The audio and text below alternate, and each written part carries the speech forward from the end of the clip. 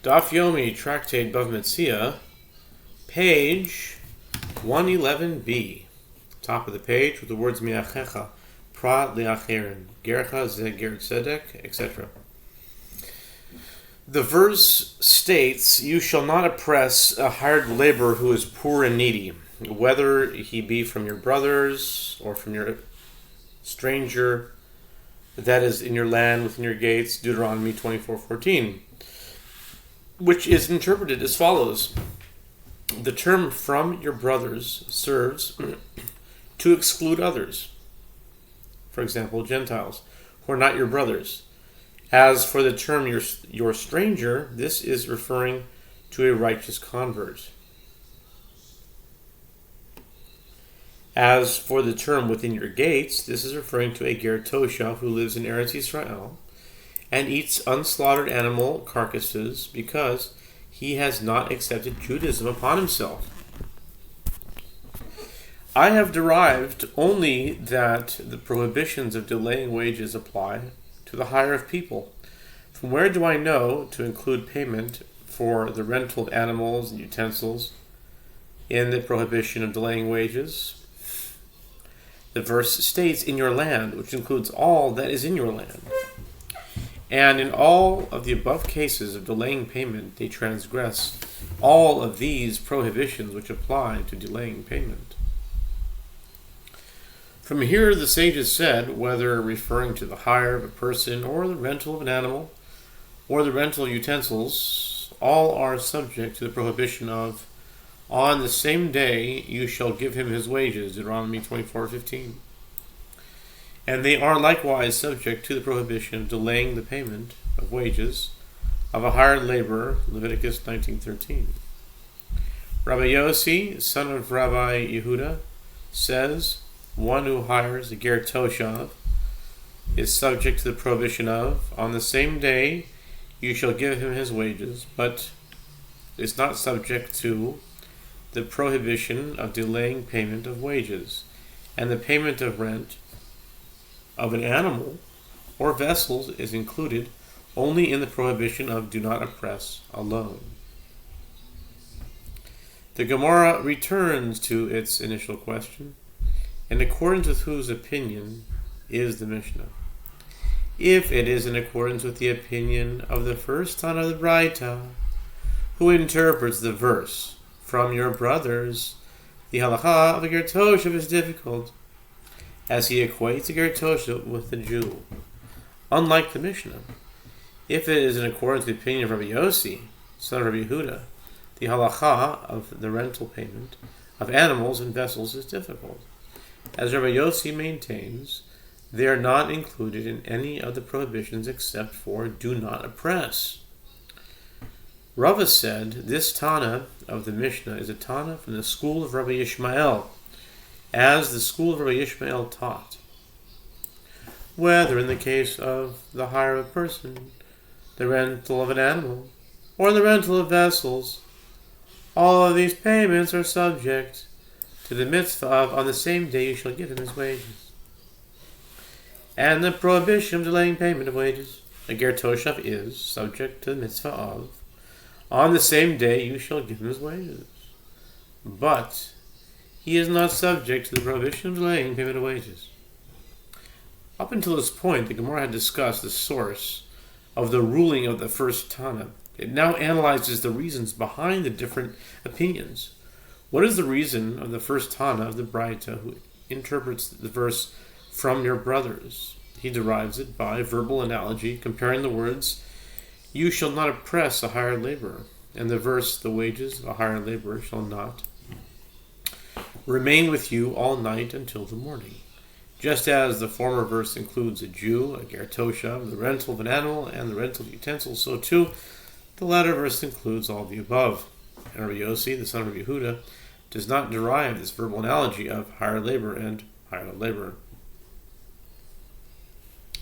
The Gemara challenges, although Rabbi Yossi, son of Rabbi Yehuda, does not derive the verbal analogy from the words hired labor and hired laborer, sachir, sachir,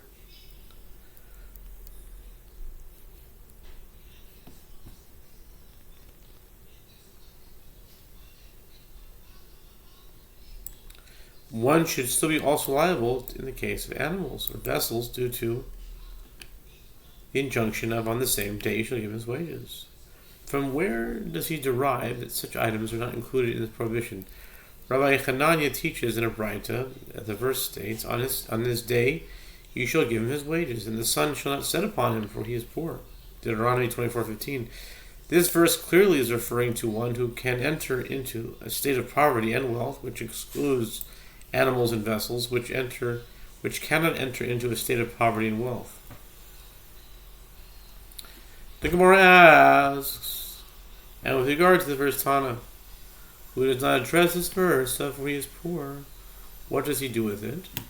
The Gemara answers, that verse is necessary to give precedence to a poor person over a wealthy person, if the employer does not have enough money to pay all his workers. And how does Rabbi Yossi, son of Yehuda, derive that halacha? In his opinion, that halacha is derived from you shall not oppress a hired laborer who is poor and needy. Deuteronomy 24:14. The Gemara asks, but if so, why does the first Tana require another verse?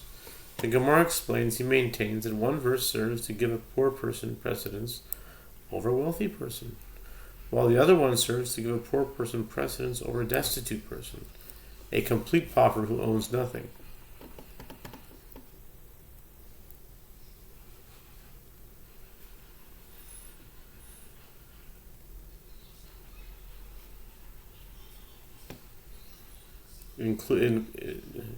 Sacher is seems like a very famous drush. It's like, just as the wages of a hired laborer shall not remain with you, just as the former verse includes a Jew, a ger toshav, rental of an animal, and so too.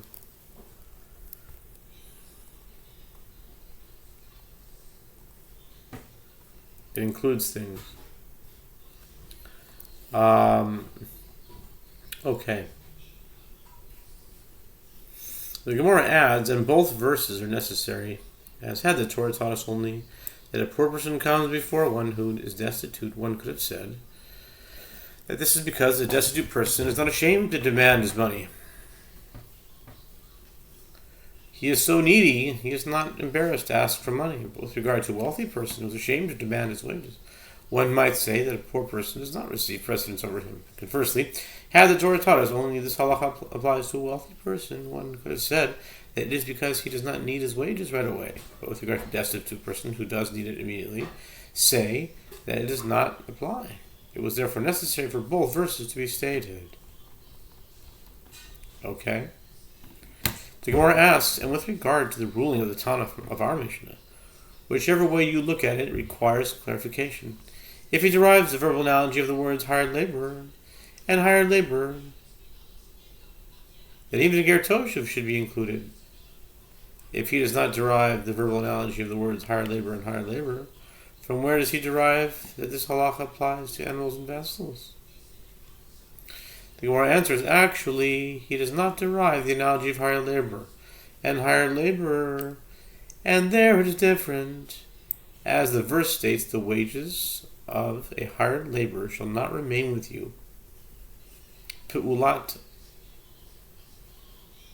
kol she'pe'ulato itach v'lo talin pe'ulat sachir itcha ad boker. The wages of a hired laborer shall not remain with you all night until the morning, Leviticus 19:13. This verse is referring to any case where it is work while it is with you, which includes animals and vessels. The Gemara asks, if so, then even the ger toshav should be included, as he too performs work for you. The Gemara responds, the initial section of the verse states your neighbor, which refers to your neighbor who is Jewish, not a ger toshav who is not called a neighbor. The Gemara asks, if so, then even animals and utensils should not be included, as they too are not called your neighbor. The Gemara replies, it is written with you, which excludes all items that work with you.